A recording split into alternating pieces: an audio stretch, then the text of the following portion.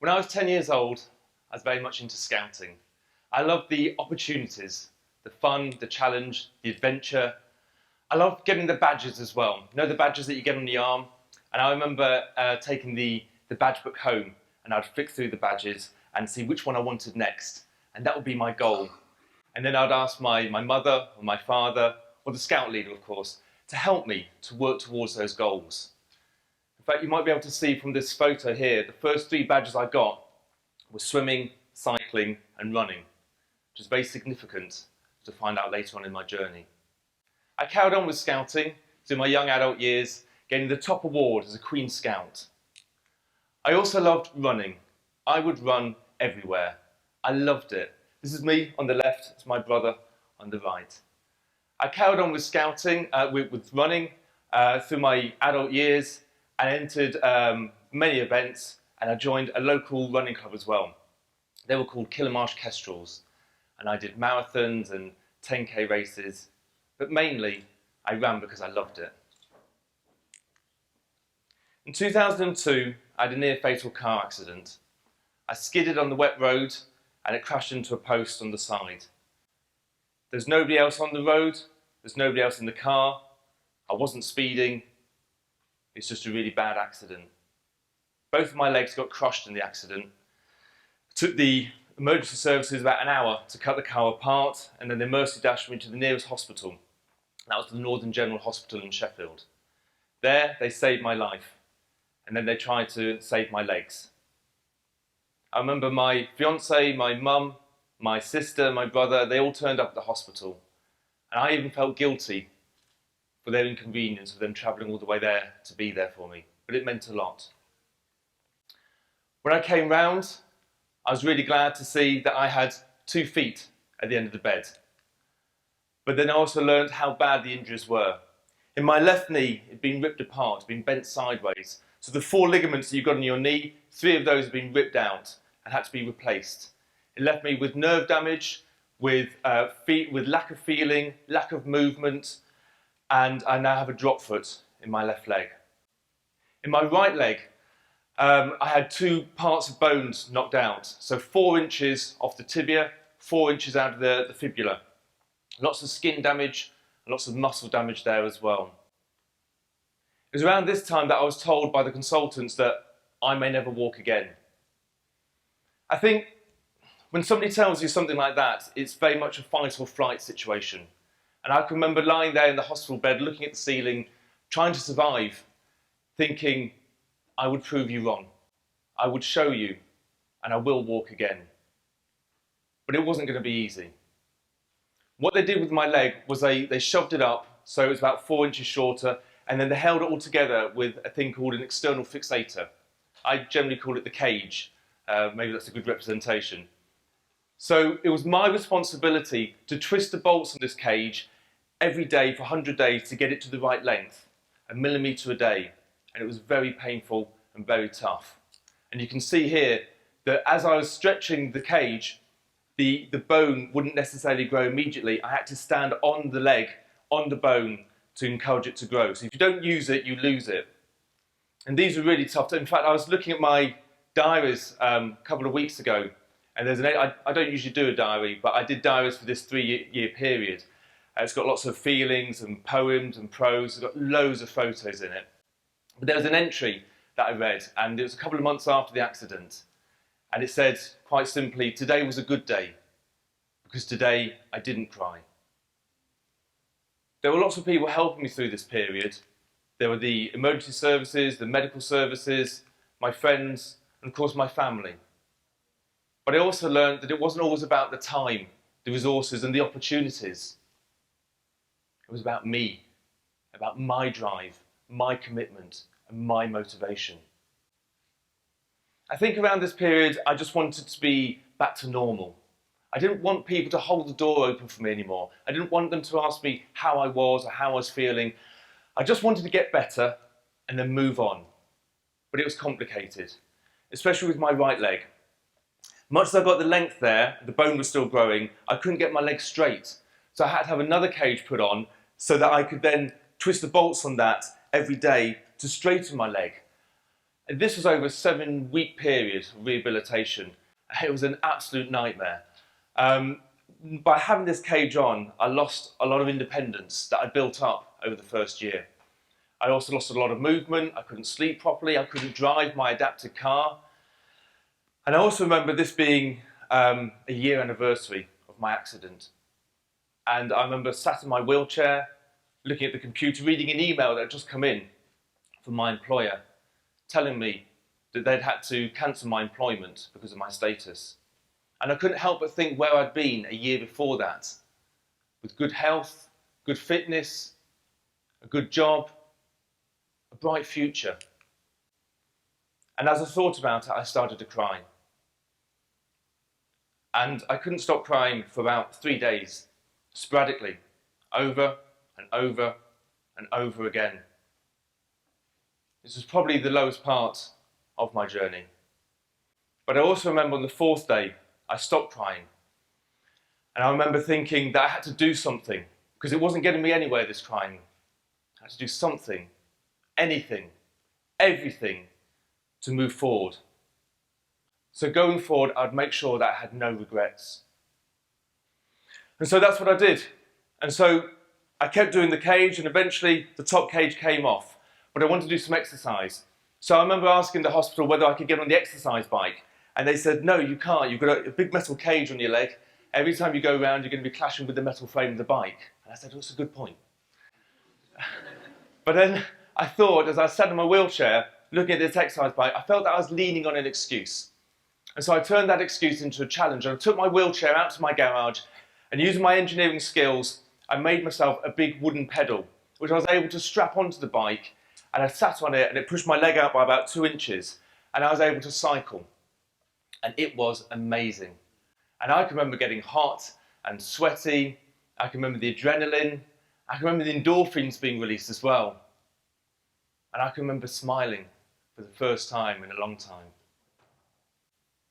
But I still needed to put weight through my leg. I needed to walk on it. So what I did was I went down to a place called Rother Valley. It's nearby. It's very flat. It's got some lakes there. I started setting off on walking using my crutches. But it was tough, and I was grunting out loud on every single step because of the pain. I was exhausted. I also found that the pins were bleeding because the muscles were working around the pins, so they started bleeding. And after a while, I had to sit down. And luckily, there was a park bench that I was able to sit down on. And when I sat down, I cried. I cried because I was in so much pain.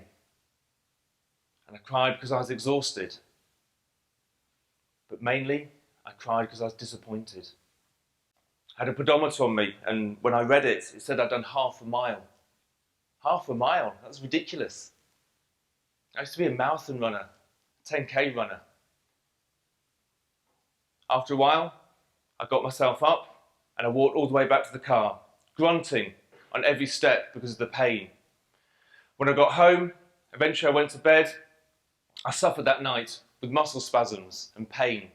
The next day, I was exhausted throughout the day. And the day after that, I got up and I drove back out to Rother Valley, and I did it all again.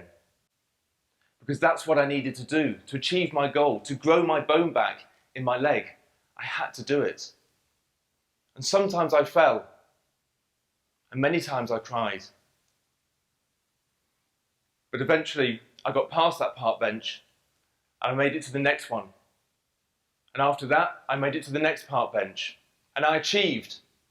And through my determination and my commitment, I was able to grow that bone back in my leg, and eventually the cage was removed, and it left me with a leg.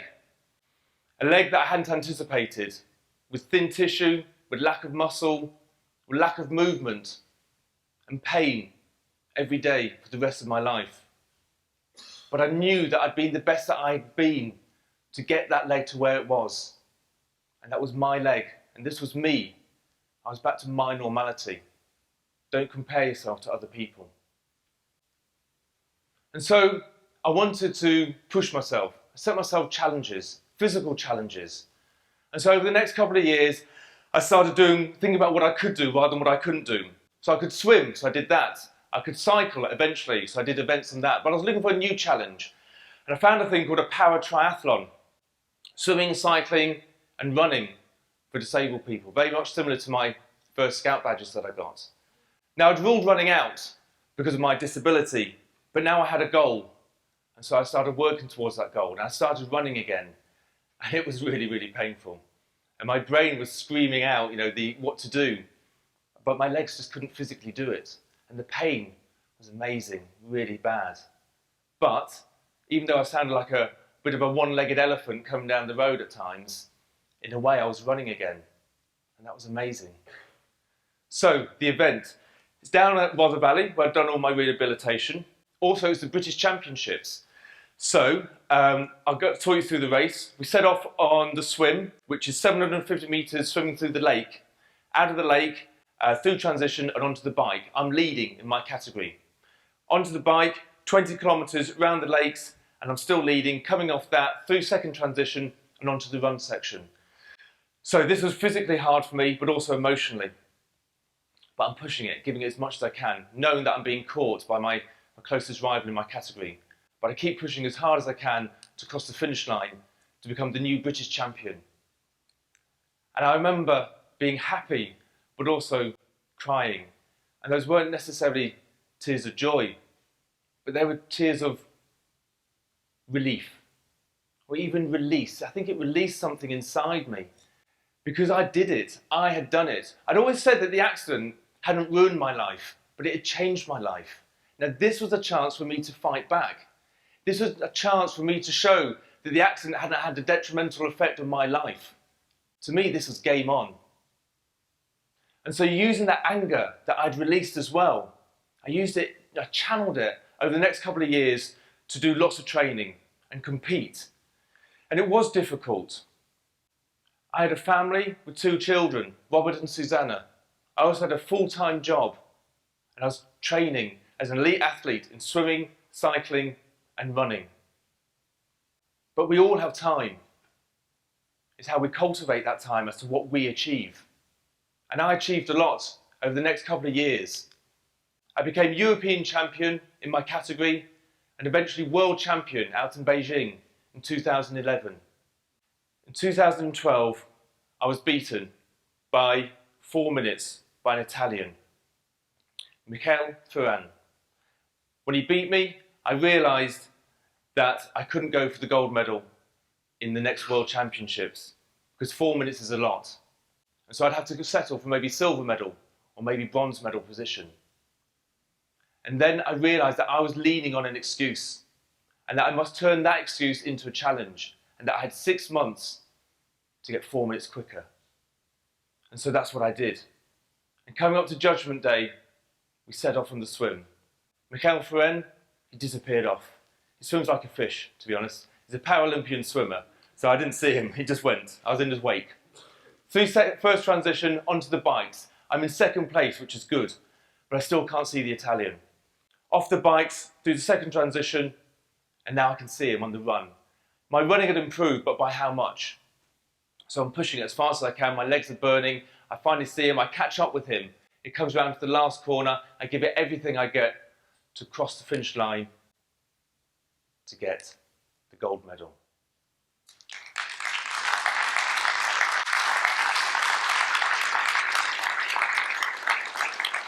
And I was ecstatic, but I also remember phoning my mum straight afterwards. And I also remember it being 3 o'clock in the morning, because this is in New Zealand, because of the time difference. Sorry, Mum. But I also remember that it was raining. And I remember that I was crying. 2012 had been a very tough year for me, and I'd given it absolutely everything. And to cross that line meant a lot to me. But the world thought I had it all, but nobody really understood. In 2013, I was beaten again by 1 minute in the European Championships. So again, didn't lean on my excuses, I turned them into a challenge, and I had 6 months to get 1 minute quicker. The problem was that every time I was getting quicker, so was he. That's how it goes. So, we come up to the judgment day in the World Championships. This time it was in London, so surely maybe I've got home advantage. We set off on the swim, and again, he disappears off. I didn't see him again in the swim. Through first transition, onto the bikes. I know I'm in second place, which is great in the World Championships, and I'm chasing him, but I still can't see him. Off the bikes, through second transition, and onto the run section. This is where I can catch him to become world champion for the third time running. Now my mum, my sister, my brother were there cheering me on, which is fantastic. And my brother was there shouting out to me how far ahead the Italian was. And that's exactly what I wanted him to do. But I also remember thinking, so what? I can't go any faster. Okay, no matter how far ahead of me he is, I'm giving it absolutely everything. And that's what I was doing. My legs were burning, my lungs were really tight, and eventually I saw him up ahead. Stride by stride, catching him slowly, eventually coming up to the last corner, turning the last corner, and giving it everything I've got to cross the finish line to take the silver medal.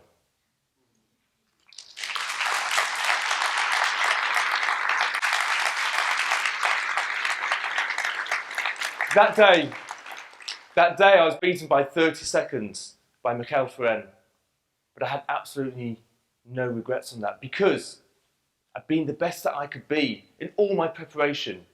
I'd been the best that I could be in my technique, my training, my nutrition, my focus, and most importantly, I'd been the best that I could be on that day. And because of that, I had no regrets. And I think I learned that day what success is.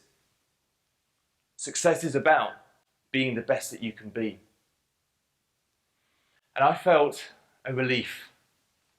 I felt that I had buried some demons that day. And I also felt that I could move on from this chapter. In fact, somebody asked me recently, they said, Steve, if you could turn back time, would you? So the accident didn't happen, but then you wouldn't have your medals, your glory, your achievement. And I said, absolutely yes. I said, I nearly died in 2002. I'm in pain every single day of my life, and I don't know what the future holds for me. I might be back in a wheelchair in 10 years' time because of my injuries. The thing is, as far as I'm aware, no time machine has been invented, so I can't do that. The thing is, in life, things happen. And it's how you deal with it is what matters. And this is how I'm dealing with it. And so, I'm now retired from international competition. And I'm now in my new chapter with new goals to help people, to inspire others, and to motivate many. We all have dreams. It's about turning those dreams into our goals and working towards them. It's not always about the time, the resources, or the opportunities. It's about us, about our drive, our motivation, and our commitment. We all have time. It's how we cultivate that time. That's what we achieve. So in life, always be the best that you can be so that you have no regrets. Don't lean on your excuses. Turn your excuses into challenges.